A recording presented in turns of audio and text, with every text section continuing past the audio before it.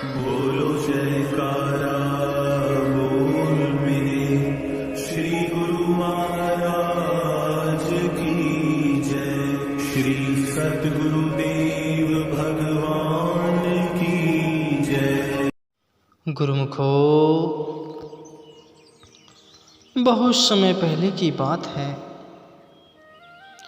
उस समय लोग बहुत सीधे साधे हुआ करते थे। ज़्यादा मन में प्रसन्न नहीं होते थे। उस समय के लोग ज़्यादा विवादों में नहीं पड़ते थे।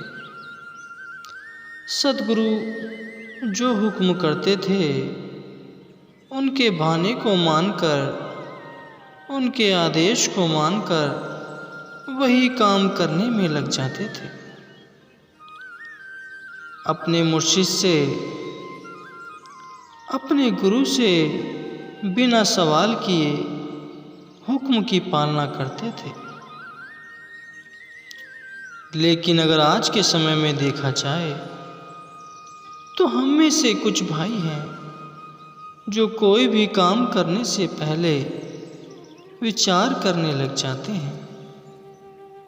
अपनी बुद्धि से पूछने लग जाते हैं कि क्या यह काम मेरे लिए सही होगा या नहीं। तो वह विचारों में पड़ जाते हैं। लेकिन उस समय ऐसा नहीं होता था। जो हुक्म कर दिया, संगत उस सेवा में लग जाती थी। अपनी बुद्धि को हटाकर जो सद्गुरु का हुक्म है उसकी पालना करने में लग जाते थे। और इसलिए उस समय लोगों के सीधेपन के कारण उनका ध्यान भी जल्दी लग जाता था, क्योंकि सद्गुरु जो उन्हें समझाते थे वह बिल्कुल वैसा ही करते थे। अपनी मनमर्जी नहीं करते थे, अपनी मनमानी नहीं करते थे। अगर उन्हें कहा जाता था कि इतनी देर सिमरन में बैठना है तो वह अपने गुरु के इस हुक्म को सबसे ऊपर रखकर भजन बंदगी करते थे। अपने गुरु के हुक्म की पालना करते थे, अपने गुरु के भाने को मानते थे, क्योंकि उनका अपने सद्गुरु से बहुत प्रेम था। इसलिए उस समय महाराज जी ने बहुत संगत को उस मालिक से मिलाया, उस मालिक की राह दिखाई और बहुत संगत उस मार्ग पर चली और मंजिल को प्राप्त हुई, क्योंकि उन्होंने अपने सद्गुरु का भाना, आदेश माना, सद्गुरु के घर की सेवा की, वह भी बिना कोई सवाल किए, बिना कोई प्रश्न किए। इस समय बेशक हमारा सद्गुरु से प्रेम है, प्यार है, लेकिन कहीं ना कहीं जाकर हम वाद विवाद में पड़ जाते हैं। ना चाहते हुए भी इन सब चीज़ों में पड़ जाते हैं कि शायद जो वह कह रहे हैं वह मेरे लिए इतना ज़रूरी नहीं है। उनका तो काम ही बोलना है, कहना है, लेकिन यह मेरे ऊपर निर्भर करता है कि मुझे करना क्या है और क्या नहीं करना है। लेकिन उस समय ऐसा नहीं होता था। संगत का इतना गहरा प्रेम होता था कि अगर उस समय सद्गुरु कह देते थे कि आज पूरा दिन भजन सिमरन पर बैठना है, तो कुछ सज्जना ऐसे भी होते थे कि पूरा पूरा दिन भजन बंदगी में लगा देते थे। वह भी अपने गुरु के प्यार की खातिर। जो हुक्म होता वह करने के लिए हमेशा से तैयार रहते थे। उनका सीधापन ही उन्हें मालिक से मिलवा गया। वह बिल्कुल एक छोटे बच्चे के जैसे थे। इसलिए तो कहा जाता है कि अगर मालिक से मिलना हो तो एक बच्चे के जैसे होना पड़ेगा। अपनी मनमर्जी दूर करनी पड़ेगी, हटानी होगी। जो हुक्म होता है वैसा ही करना पड़ेगा। उन्हें जैसा करने को कहा जाता था वह करने में लग जाते थे। इसलिए तो कहा गया है कि बच्चे मालिक का रूप होते हैं, क्योंकि वह बहुत ही सीधे होते हैं। उनको जैसा बताओ वह वैसा ही करने लग जाते हैं। इसलिए बच्चों को मालिक का रूप कहा जाता है। लेकिन इस समय हम इतने उलझने में फंसे हुए हैं, इतने विचारों में पड़े हुए हैं कि ना जाने हमें अपने शत्रु का हुक्म समझ में आता है, ना हमें यह पता चल पाता है कि हम करना क्या चाहते हैं और क्यों करना चाहते हैं। मन जैसा हमसे करवा रहा है, हम अपने मन की सुनकर उसके पीछे लग रहे। हमें अपनी कोई सुध बुध नहीं है। ऐसे ही एक सत्संगी माजी हुआ करती थी, जो कि बिल्कुल सीधी थी। कोई प्रश्न नहीं, जो हुक्म वही करना। अगर बोला गया है कि 2.5 घंटे भजन सिमरन करना है तो 2.5 घंटे ही करना है, ना कम ना ज़्यादा। अगर सद्गुरु ने 5 घंटे बोल दिया तो 5 घंटे बैठना है। हुक्म मानना है, हुक्म की पालना करनी है।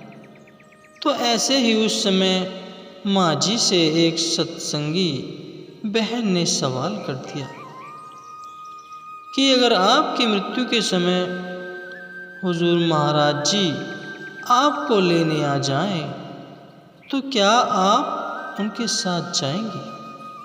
तो माँ जी ने कहा कि नाम दान लेते वक्त मुझे मेरे सतगुरु ने यह हुक्म किया है कि भजन बंदगी करनी है, इतना समय भजन सिमरन को देना है।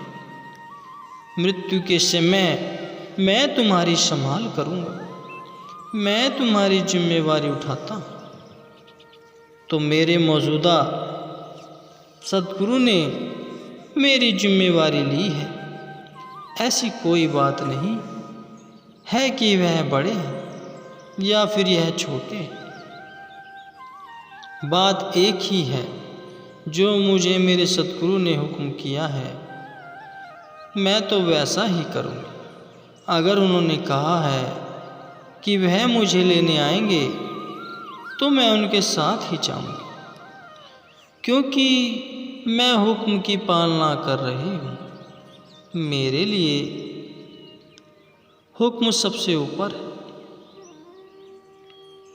मेरे लिए मेरे महाराज जी का हुक्म सबसे ऊपर है।